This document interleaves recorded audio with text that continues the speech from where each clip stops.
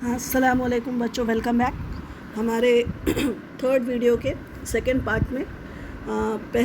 इसके पहले पार्ट में हमने एंडोथर्मिक एंड एक्सोथर्मिक रिएक्शंस या हरारत गिर और हरारत तामुलात के बारे में पढ़े। अब हम देखने वाले हैं बहुत ही इम्पॉर्टेंट पार्ट हमारे इस चैप्टर का, वो है रेट ऑफ केमिकल रिएक्शन, कीमियाई तामुल की शरह। देखिए बच्चों, किसी भी चीज़ की शरह या रेट जब हम बात करते हैं, रेट ऑफ, तो यहाँ पर वक्त के हिसाब से, यहाँ पर time is it becomes a important factor. Time, वक्त, तो वक्त के हिसाब से अब यहाँ पर हम कीमियाई तामुल की शरह, हम यहाँ पर उसकी रफ्तार भी ले सकते हैं, उसको स्पीड ऑफ केमिकल रिएक्शन अगर हम समझना चाहें तो। समझने के लिए, आसानी के लिए we can say it as the speed of chemical reaction या कीमियाई तामुल की रफ्तार। तो यहाँ पर रफ्तार या स्पीड की बात आती है तो इसका मतलब कितनी जल्दी या कितनी देर से, कितना टाइम लगता है उस कीमियाई तामुल को मुकम्मल होने में। इस बिना पर इसी को हम कहेंगे कि कीमियाई तामुल की शरह या रेट ऑफ केमिकल रिएक्शन। तो taken into account the time required for following processes, classify them into two groups and give titles to the group। Zail के आमाल में दरकार वक्त के मुताबिक दो गिरोहों में जमात बंदी कीजिए और उन गिरोहों को उन्वान दीजिए। यानी हमको दो, अब आपके सामने जो कीमियाई आमाल दिए हुए हैं, नीचे 6 कीमियाई अमल मैंने उर्दू और इंग्लिश दोनों में लिखे हैं, वो आपकी किताब में भी दिए हुए हैं। तो आपको एक एक्टिविटी के तौर पर इसको सॉल्व करना है। हम पहले डिस्कस यहाँ पर इस लेक्चर में कर लेंगे और फिर आप उसको अपनी कॉपी में करिए। 2 गिरोह बनाएंगे। अब उसको नाम क्या देंगे आप थोड़ा सा सोचिए, दिमाग लगाइए कि वक्त के लिहाज से है, मैं आपको हिंट भी दे रही हूँ वक्त के लिहाज से। तो हम उसको अब मैं आपको यहाँ पर उसका जवाब बताती हूँ। आपको करना है 2 हिस्से और दोनों हिस्सों को नाम देना है fast chemical reaction and slow chemical reaction, या आप उसको कम वक्त में वक़ू पजीर होने वाले और ज़्यादा वक्त लगाने वाले, देर से अमल पजीर होने वाले, ऐसा आप उनको नाम दे सकते हैं, तेज़ या आहिस्ता, ठीक है, स्लो या फास्ट, ठीक है। तो पहला हमारा अमल है या केमिकल रिएक्शन है, cooking gas starts burning at on ignition, यानी रसोई गैस जलाते ही वो जल उठती है।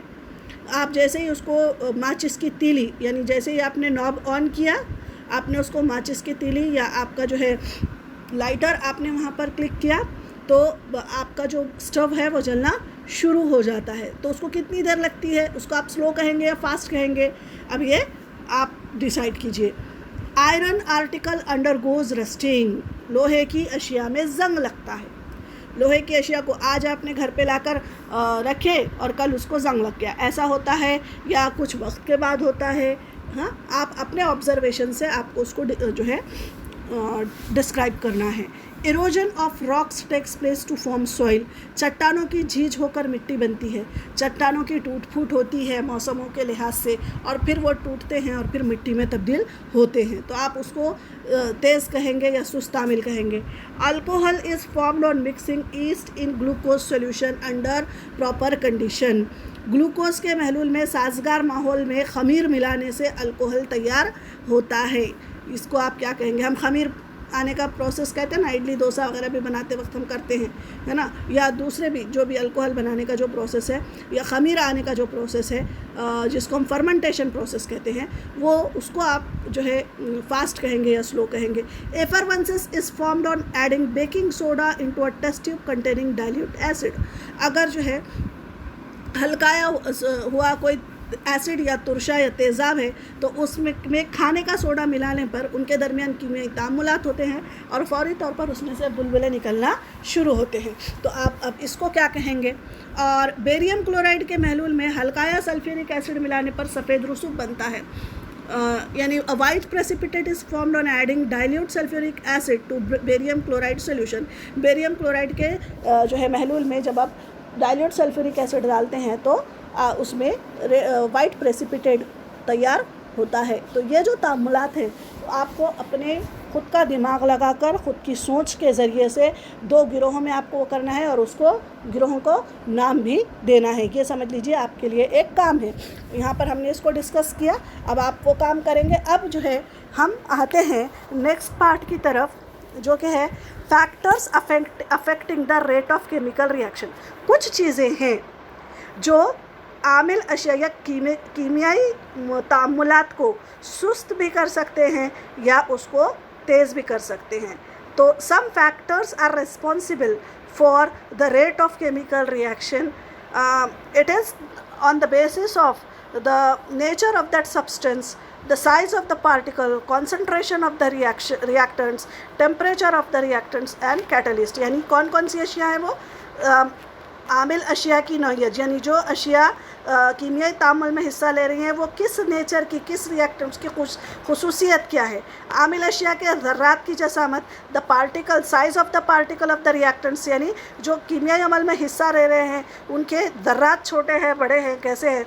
आमिल अशिया का इर्तिकाज़, यानी उनका कॉन्सनट्रेशन कैसा है, वो कॉन्सनट्रेटेड है या डाइल्यूट यानी हल्काए हुए हैं कि जो है वो कॉन्सनट्रेटेड हैं इस मामले। और जो है temperature of the reaction, temperature यानी उसका दर्जे हरारत, तामुल होते वक्त जो है उसका दर्जे हरारत क्या है।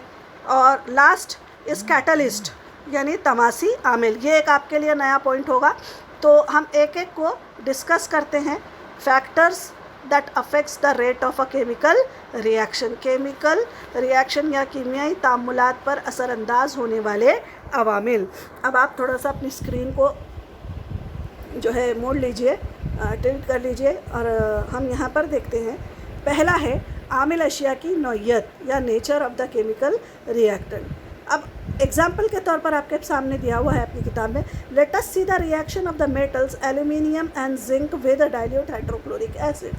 अब दोनों भी क्या है, हल्का है हाइड्रोक्लोरिक एसिड के साथ HCl में हमने थोड़ा सा जिंक और थोड़ा सा एल्यूमिनियम डाल दिए, लेकिन इनमें से एक जो है बहुत जल्द जो है हल हो जाएगा तेज़ाब में और एक बहुत स्लो। इनमें से जो है सब ये दोनों धातें हैं और हमें पता है कि जब धातें तेज़ाब के साथ अमल करती हैं तो उनके नमक तैयार होते हैं और हाइड्रोजन गैस खारिज होती है।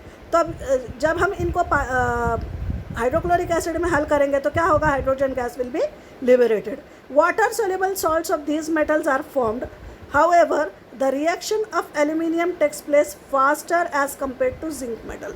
यानी जिंक के मुकाबले में एल्यूमिनियम तेज़ी से हल हो जाता है और ये रिएक्शन यानी हाइड्रोजन गैस के बुलबुले बाहर निकलने का अमल ये बहुत तेज़ी से होता है। इसकी वजह ये है कि अब दोनों अलग अलग चीज़ें हैं। जिंक एक अलग मेटल है, एल्यूमिनियम एक अलग मेटल है, लेकिन उनका नेचर कैसा है, एक हाईली रिएक्टिव है, एक उसके मुकाबले में कम रिएक्टिव है, स्लो रिएक्टिव है। तो zinc is slower reactor then aluminium, aluminium is faster reactive. तो हम यहाँ पर इसलिए कह सकते हैं कि ये अब अमल करने वाली शय के ऊपर मुनहसिर है कि वो किस नौइयत की है, यानी उसका नेचर कैसा है, इज़ इट फास्ट और स्लो। तो उसके ऊपर जो है केमिकल रिएक्शन के जो है नेचर के ऊपर, रिएक्टिविटी के ऊपर ये डिपेंड करता है कि either it is faster, the reaction will be faster और स्लोअर। तो यहाँ पर सेकंड पॉइंट है हमारा आमिल अशिया की ज़र्रात की जसामत। तो अब जो रिएक्टेंट पार्टिकल्स आप यूज़ करने वाले हैं,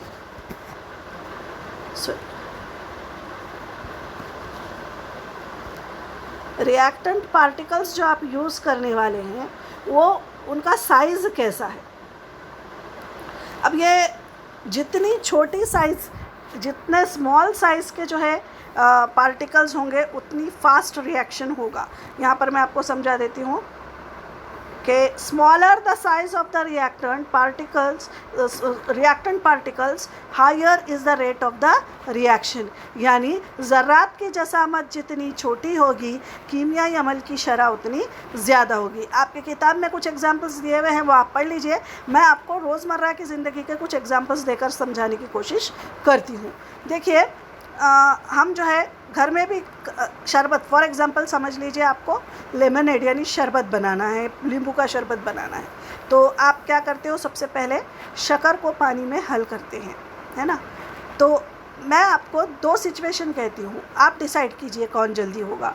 मैं आपको कह रही हूँ कि घर में जो शक्कर आपकी रखी हुई है डब्बे में, उसी को आप निकालिए और एक गिलास में 2 चमचे आप हल करिए, और सेकेंड इवेंट में आपको करना है वही 2 चमचों को आप ग्राइंडर में बारीक पाउडर बना लीजिए।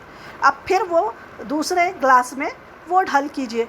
अब आपको फ़र्क महसूस होगा कौन जल्दी हल होगा। तो ऑब्वियसली जो पाउडर्ड फॉर्म में है, जिसके ज़र्रात